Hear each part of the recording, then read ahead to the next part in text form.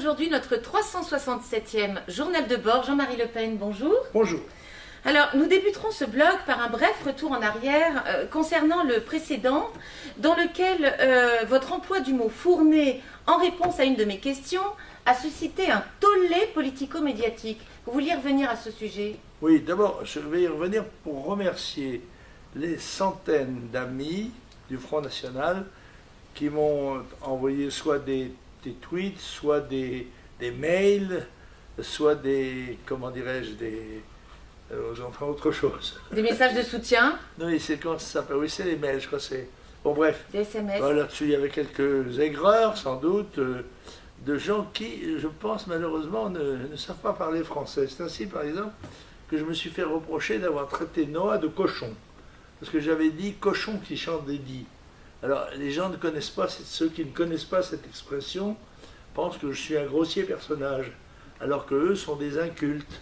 Voilà, c'est pas de ma faute. Et c'est souvent comme ça. Bon, c'est pas grave là-dessus. C'est un petit coup de torchon, il en arrive dans toutes les collectivités, dans les familles les plus unies, la preuve. Et puis aussi dans les partis politiques. C'est rare, mais je crois qu'il ne faut pas que nous donnions l'image de la division au moment où les partis adverses sont en train de s'écrouler sous le poids de leur turpitude et de leurs méfaits. Donc, allez, on va tourner la page, considérons que tout cela est terminé. Les gens peuvent nous joindre en appuyant sur le bouton, une très bonne méthode. Et puis, bon, voilà, demain est un autre jour. Tomorrow is another day. Et en avant pour les prochaines 10 années, quoi. Alors, vous alliez animer à Nice, en compagnie de Marie-Christine Arnautu, une conférence de presse suivie d'une réunion publique ce 12 juin passé, lorsque, au moment de votre arrivée, au milieu de l'accueil et l'euphorie bon enfant de vos militants, une journaliste d'Europe 1 cria avoir été jetée à terre par le service d'ordre, molestée donc, expliquant qu'elle allait tout droit porter plainte. Je cite, « Je dirais que je suis malade, que j'ai fait une crise de tachycardie », murmura-t-elle à une de ses collègues. Où est-ce que ça en est, cette histoire, Jean-Marie Le Pen? C'est un montage. Parce que nous avons, heureusement, un de nos camarades avait filmé la scène. Il ne s'est strictement rien passé. Une petite bousculade entre journalistes, parce qu'il y avait une dizaine de caméras, vous savez comment c'est, les photographes, ils se poussent, ils se bousculent, et nos amis, qui étaient d'ailleurs des militants, quelques gens du service d'ordre, mais ont écarté pour faire un chemin pour rentrer. Il fallait bien que je rentre dans l'hôtel. Et c'est l'hôtel qui avait interdit que l'on rentre les caméras et les photos, et les appareils de photos. Ils étaient furieux, bien sûr, mais on n'y était pour rien.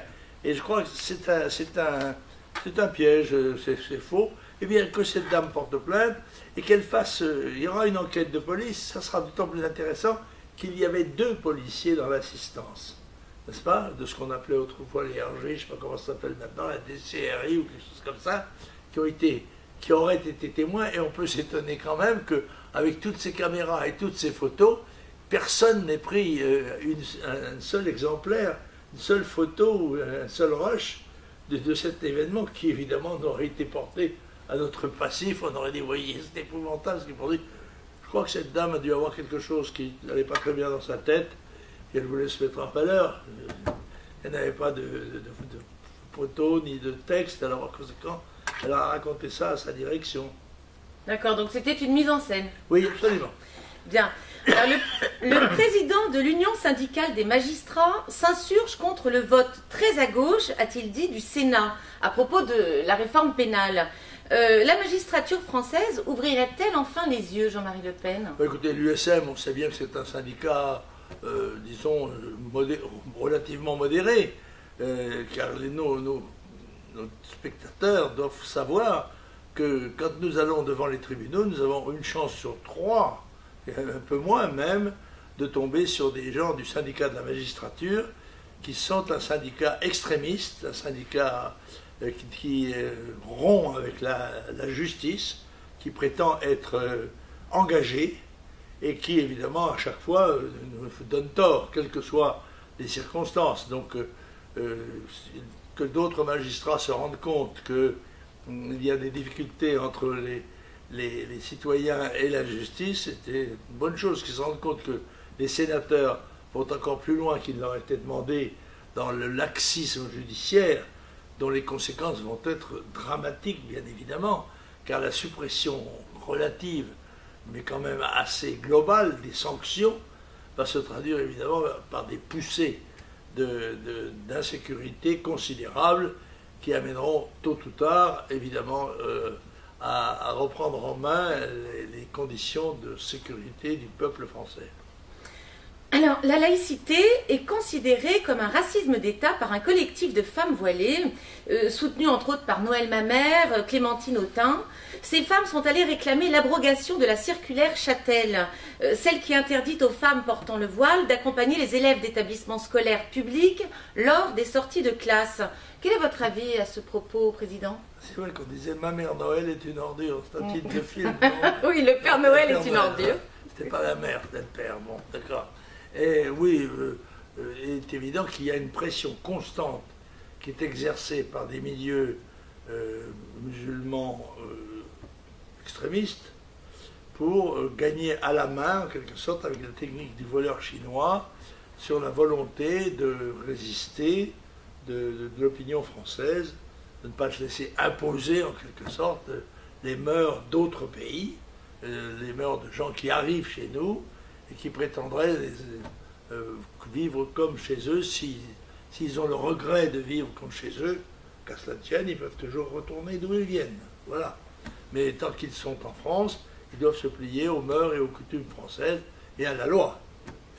Bien, alors l'affaire Big Malion semble être devenue la patate chaude de l'UMP. Chacun des protagonistes se dédouane, rejetant les responsabilités les uns sur les autres. Qui doit assumer au final les responsabilités, Jean-Marie Le Pen? Écoutez, c'est à la justice, le cas de dire, de faire le tri de ces éléments orduriers. Parce qu'il y a quand même en jeu, je crois que c'est 20 millions ou plus, qui ont été déguisés, détournés, maquillés. C'est anormal. C'est bon. Que le président, dans l'ardeur de la campagne électorale, n'ait pas suivi au jour le jour la trésorerie de son parti, je comprends, mais enfin globalement, quand même, on ne dépense pas 20 millions d'euros comme ça, sans s'en rendre compte. Je sais bien qu'il pouvait attribuer à son propre mérite, à son charme, à son charisme, les foules immenses qui étaient rassemblées. Il devait se douter un petit peu quand même qu'on avait aidé à les rassembler par des méthodes un peu commerciales. Et ça, on sait que ça coûte cher. Le président fait le naïf. Oh, je ne crois pas que ce soit tout à fait vrai. Mais il y a des responsabilités très claires. Puis à un moment donné, les gens qui portent le chapeau vont vouloir le faire partager à d'autres. Bon, et on finira bien par avoir la vérité, mais dans combien d'années? Quand on voit qu'il a fallu des années pour condamner Jacques Chirac à 2 ans de prison, alors qu'il aurait dû être condamné à de la prison ferme bien avant, longue vie au président Chirac. Donc lui et d'autres, et Juppé, je rappelle quand même, le sauveteur de l'UMP, 18 mois de prison. Mais enfin, dans notre République, comment dirais-je, croulante, ce sont des titres probablement à l'estime et au respect des citoyens, avoir fait mériter un peu de tôle. Bien, merci. La grève des cheminots reconduite hier encore, après une semaine de paralysie du réseau SNCF. Aujourd'hui, d'ailleurs, j'ai appris qu'il l'avait reconduite, surtout pour, assez inadmissible, surtout pour plus de 700 000 élèves qui ont passé le bac cette année, des futurs bacheliers. Les soutenez-vous, Jean-Marie Le Pen? Écoutez, moi je ne les soutiens pas parce que je sais le rôle ruineux qu'a joué dans l'économie française l'action de la CGT. Il faut savoir que la CGT a tué les ports français, a tué les docks français par des grèves inconsidérées, par des revendications scandaleuses, et cela mesure tout de même la fragilité de notre système de communication, parce que certes la grève, ils sont très peu nombreux, ils sont 10%, je crois. Bon, à 10%, ils arrivent à paralyser un quart ou un tiers du trafic. Bon. Je signale quand même que dans un certain nombre d'autres circonstances, il suffit de jeter un câble d'acier sur des caténaires pour que toute la ligne de Paris à Bayonne soit bloquée, en fait. Hein, parce que les trains sont les uns derrière les autres. Et ça, c'est-à-dire, on doit y penser dans une atmosphère d'insécurité probable, d'actions terroristes diverses. On doit y penser de la même manière qu'il est relativement facile de bloquer une autoroute avec un camion à remorque, se mettre en portefeuille, de dégonfler les pneus. Il faut des heures et des heures et des centaines de kilomètres de bouchons, ça s'accumule. C'est assez facile, je crois, de paralyser, de gêner beaucoup l'un des éléments fondamentaux de notre économie, c'est-à-dire la circulation. Et ça, que les syndicats y mettent du leur, il y a de quoi choquer, parce que, et c'est une des raisons sans doute pour lesquelles il y a de moins en moins de syndiqués en France, y compris même à la CGT, mais c'est vrai que dans certains secteurs, comme les services publics, eh bien, ils bénéficient encore d'une certaine capacité de nuisance. Voilà. Alors les djihadistes de l'État islamique en Irak et au Levant prennent peu à peu possession des grandes villes de l'Irak, Mossoul notamment ces derniers jours. Certains leur prêtent les massacres des chrétiens, d'autres les disent proches de la vieille garde de Saddam Hussein, les baassistes. Qu'en est-il exactement, Jean-Marie Le Pen? Ils ont pris un certain nombre de villes, ils ont pris Tikrit, qui était la ville de Saddam Hussein. Oui. Alors je pense que les Irakiens doivent regretter Saddam Hussein, comme les Libyens doivent regretter Kadhafi, parce que même si ces régimes étaient des régimes dictatoriaux qui avaient souvent la poigne assez raide, n'est-ce pas?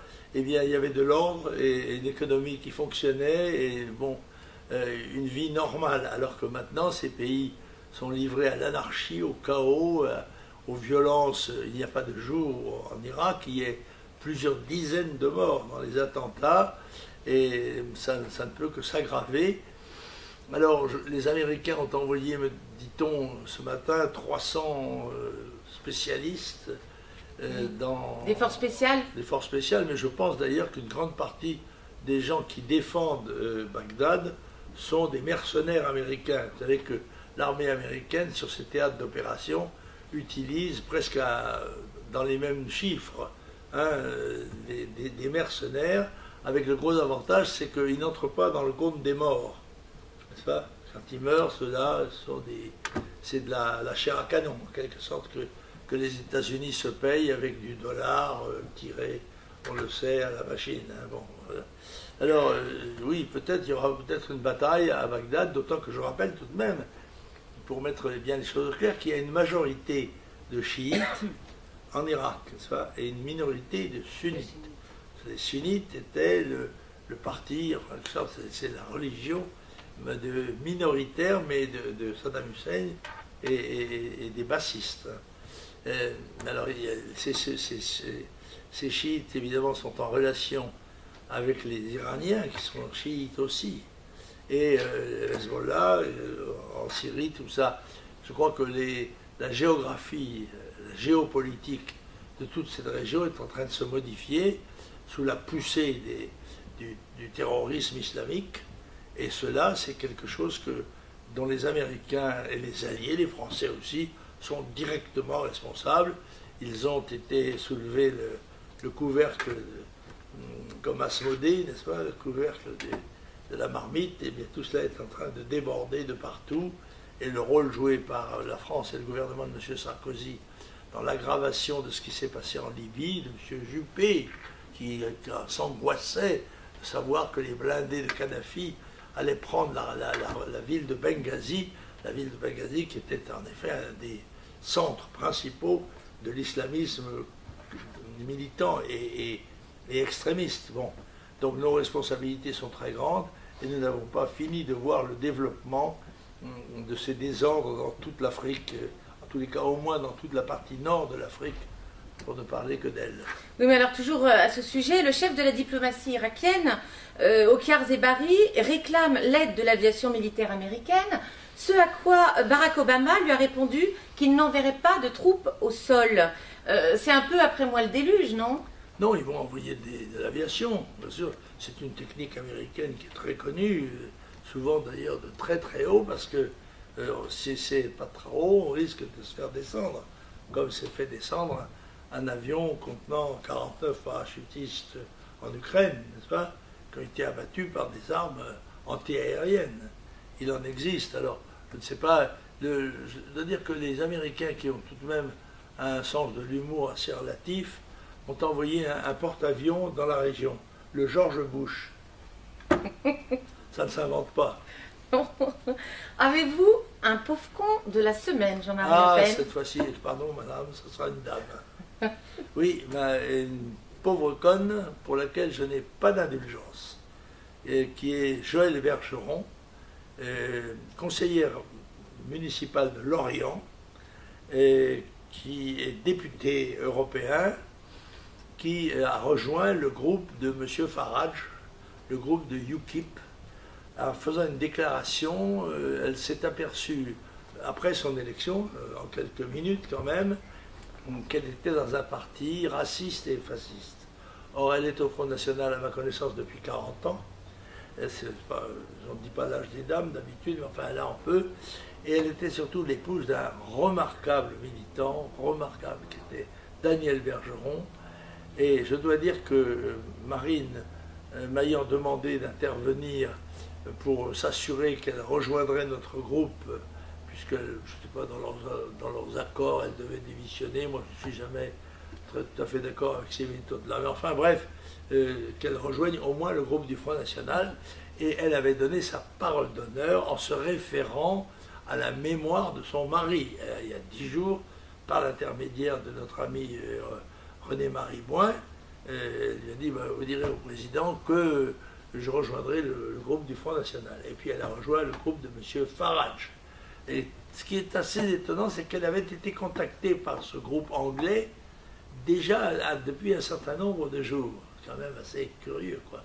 Il doit y avoir des espions dans la maison. Alors que la cavalerie de Saint-Georges y a joué son rôle, on sait que ça aide quand il y a besoin. Je ne saurais trop demander à cette pauvre conne de rejoindre le Front National, parce que ce qu'elle est en train de faire, c'est un acte de trahison. Je dirais même de haute trahison, non seulement du mouvement sous le titre duquel elle s'est fait élire, au nom duquel elle est conseillère municipale de Lorient, mais aussi pour la mémoire de son mari, qui était un homme admirable. Merci, Président. Vous n'avez pas de lecture aujourd'hui? Non, j'ai oublié le livre que je voulais amener, qui est un livre un peu ésotérique sur François Mitterrand, mais qui mérite peut-être une présentation que je ferai la prochaine fois, si vous le permettez. Bien, alors, bon anniversaire, nos vœux les plus sincères, que ces quelques fleurs vous apportent le bonheur, que l'année entière vous soit douce et prospère, et que l'an fini, nous soyons tous réunis. Bravo! Je vous embrasse. Bon anniversaire, Président. Merci beaucoup. Bon, écoutez, à la prochaine. À la prochaine. Merci.